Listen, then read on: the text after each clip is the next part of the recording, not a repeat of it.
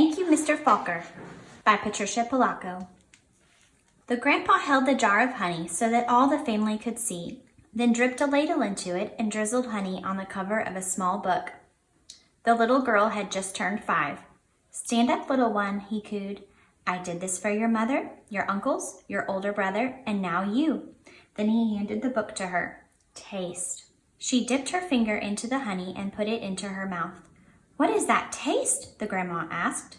The little girl answered, "Sweet." Then all of the family said in a single voice, "Yes, and so is knowledge, but knowledge is like the bee that made that sweet honey. You have to chase it through the pages of a book." The little girl knew that the promise to read was at last hers. Soon she was going to learn to read. Patricia Polacco has another book where she talks about chasing a bee tree and goes into more detail about this, and so I really recommend that book as well. It's called The Bee Tree. Tricia, the littlest girl in the family, grew up loving books. Her school teacher mother read to her every night. Her red-headed brother brought his books home from school and shared them. And whenever she visited the family farm, her grandfather or grandmother read to her by the stone fireplace. When she turned 5 and went to kindergarten, most of all she hoped to read. Each day she saw the kids in the first grade across the hall reading, and before the year was over, some of the kids in her own class began to read. Not Tricia. Still, she loved being at school because she could draw. The other kids would crowd around her and watch her do her magic with the crayons. "In first grade, you'll learn to read," her brother said.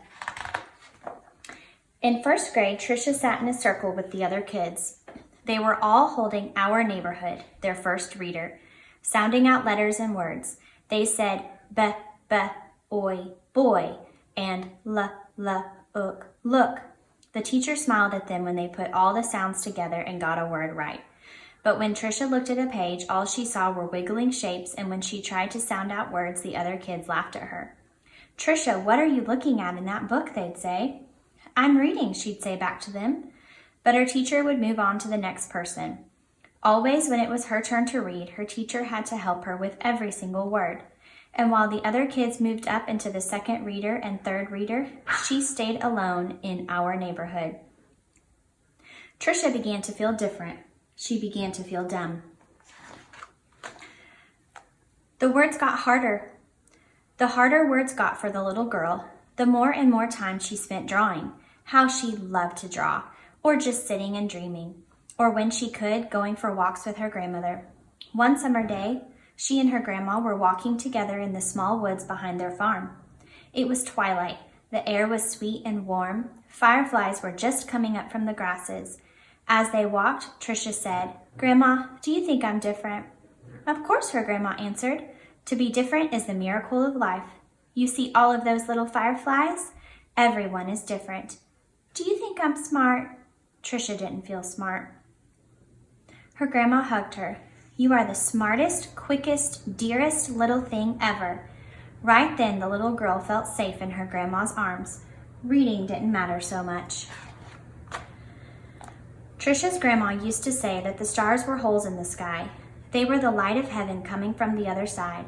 And she used to say that someday she would be on the other side, where the light comes from. One evening, they lay on the grass together and counted the lights from heaven. "You know," her grandma said, "all of us will go there someday. Hang on to the grass, or you'll lift right off the ground, and there you'll be." They laughed and both hung on to the grass. But it was not long after that night that her grandma must have let go of the grass because she went to where the lights were on the other side.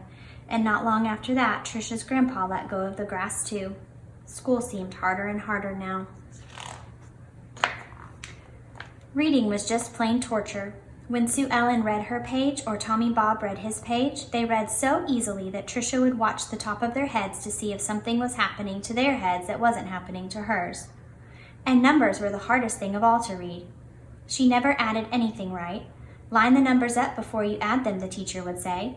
But when Tricia tried, the numbers looked like a stack of blocks, wobbly and ready to fall. She just knew she was dumb. Then one day, her mother announced that she had gotten a teaching job in California, a long way from the family farm in Michigan. Even though her grandma and grandpa were gone, the little girl didn't want to move. Maybe, though, the teachers and kids in her new school wouldn't know how dumb she was.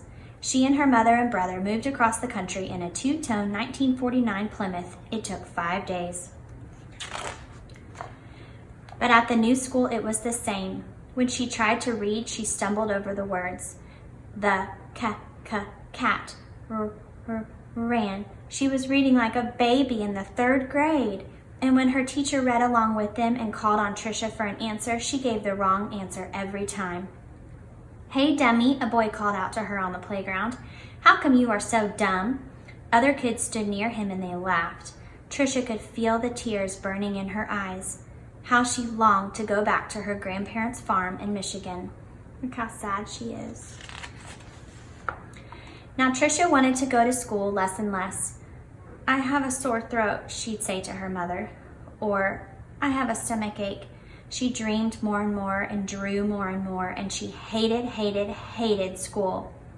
Then when Tricia started 5th grade, the school was all abuzz. There was a new teacher. He was tall and elegant. Everybody loved his striped coat and slick gray pants. He wore the neatest clothes. All the usual teacher's pets gathered around him. Stevie Joe and Alice Marie, Davy and Michael Lee.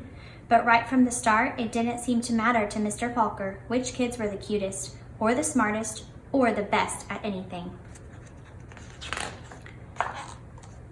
Mr. Walker would stand behind Tricia whenever she was drawing and whisper, "This is brilliant, absolutely brilliant. Do you know how talented you are?" When he said this, even the kids who teased her would turn around in their seats and look at her drawings, but they still laughed whenever she gave a wrong answer. Then one day she had to stand up and read, which she hated. She was stumbling through a page in Charlotte's Web and the page was going all fuzzy when the kids began to laugh out loud. Mr. Falker, in his plaid jacket and his butterfly tie, said, "Stop! Are all of you so perfect that you can look at another person and find fault with her?" That was the last day anyone laughed out loud or made fun of her, all except Eric. He had sat behind Tricia for 2 whole years, but he seemed almost to hate her. Tricia didn't know why. He waited by the door of the classroom for her and pulled her hair. He waited for her on the playground, leaned in her face, and called her Toad. Tricia was afraid to turn any corner for fear Eric would be there. She felt completely alone. The only time she was really happy was when she was around Mr. Falker. He let her erase the blackboards. Only the best students got to do that. He patted her on the back whenever she got something right, and he looked hard and mean at any kid who teased her. But the nicer Mr. Falker was to Tricia, the worse Eric treated her. He got all the other kids to wait for her on the playground or in the cafeteria or even in the bathroom and to jump out and call her stupid or ugly. And Tricia began to believe them. She discovered that if she asked to go to the bathroom just before recess, she could hide under the inside stairwell during free time and not have to go outside at all. In that dark place, she felt completely safe. But one day at recess, Eric followed her to her secret hiding place. "Have you become a mole?" he laughed, and he pulled her out into the hall and danced around her. "Dumbbell, dumbbell, maggoty old dumbbell." Tricia buried her head in her arms and curled up in a ball. Suddenly, she heard footsteps. It was Mr. Falker. He marched Eric down to the office. When he came back, he found Tricia. "I don't think you'll have to worry about that boy again," he said softly. "What was he teasing you about, little one?" "I don't know," Tricia shrugged. Tricia was sure Mr. Falker believed that she could read. She had learned to memorize what the kid next to her was reading, or she would wait for Mr. Falker to help her with a sentence, then she'd say the same thing that he did. "Good," he would say. Then one day, Mr. Falker asked her to stay after school and help wash the blackboards. He put on music and brought out little sandwiches as they worked and talked. All at once, he said, "Let's play a game. I'll shout out letters. You write them on the board with the wet sponge as quickly as you can." "A," he shouted. She wiped a watery A. "8," he shouted. She made a watery 8. 14, 3, D, M, Q, he shouted out. He shouted out many, many letters and numbers, and he walked up behind her, and together they looked at the board. It was a watery mess. Tricia knew that none of the letters or numbers looked like they should. She threw the sponge down and tried to run. But Mr. Falker caught her arm and sank to his knees in front of her. "You poor baby," he said. "You think you're dumb, don't you? How awful for you to be so lonely and afraid." She sobbed. "But little one, don't you understand? You don't see letters or numbers the way other people do. And you've gotten through school all this time and fooled many, many good teachers."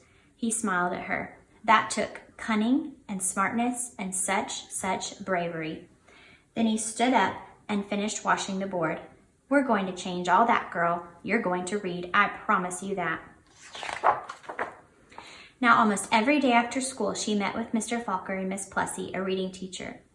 They did a lot of things she didn't even understand. At first, she made circles in sand and then big sponge circles on the blackboard, going from left to right, left to right. Another day, they flickered letters on a screen, and Tricia shouted them out loud.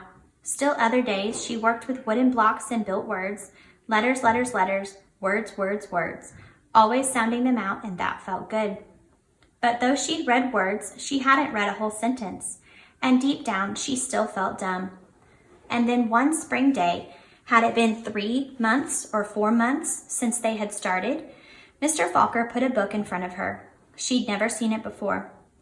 He picked a paragraph in the middle of a page and pointed at it. Almost as if it were magic, or as if light poured into her brain, the words and sentences started to take shape on the page as they never had before. She marched them off to. Slowly she read a sentence, then another, and finally she'd read a paragraph, and she understood the whole thing. She didn't notice that Mr. Falker and Miss Plessy had tears in their eyes. That night, Tricia ran home without stopping to catch her breath. She bounded up the front steps, threw open her front door, and ran through the dining room to the kitchen. She climbed up on the cupboard and grabbed a jar of honey. Then she went into the living room and found the book on a shelf, the very book that her grandpa had shown her so many years ago.